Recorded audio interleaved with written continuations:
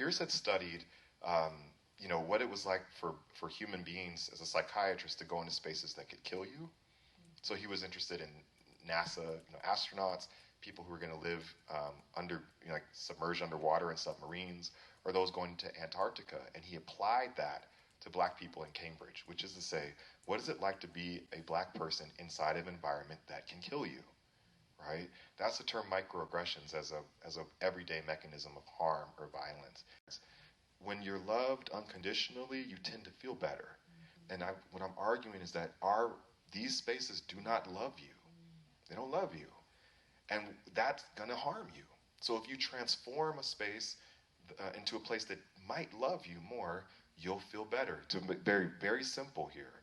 And I think that what could we do to this environment? Well, as educators, I feel like the classrooms that I get some kind of agency over, my primary goal when students come in or when they leave is, are they more well leaving than they were coming in? That's the metric of success for me.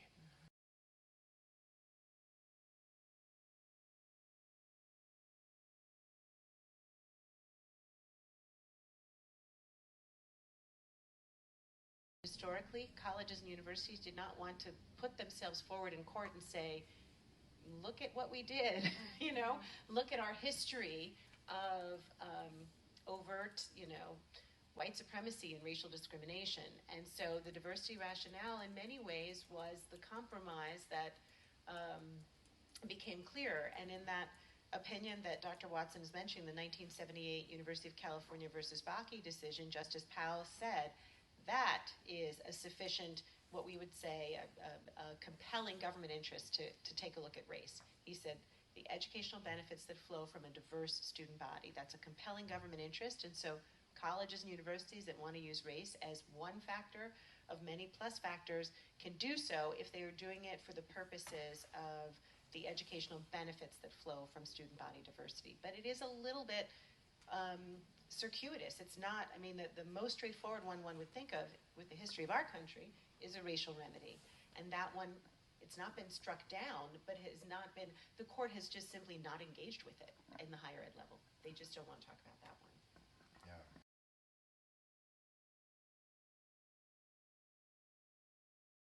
That the integration of students, the desegregation of schools actually led to their collective failure.